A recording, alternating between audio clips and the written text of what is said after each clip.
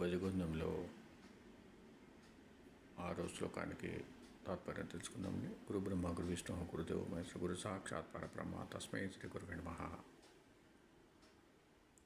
యావత్ పవనో నివసతి దేహే తావత్ పృచ్ఛతి కుశలం గేహే గతవతి వాయౌ దేహాపాయే భార్యా బిభ్యతి తస్మిన్ కాయే భార్యా బిభ్యతి తస్మిన్ కాయే. శరీరంలో ఊపిరి ఉన్నంత వరకే ఇంట్లో వారు నీ కుశలం గురించి అడుగుతారు.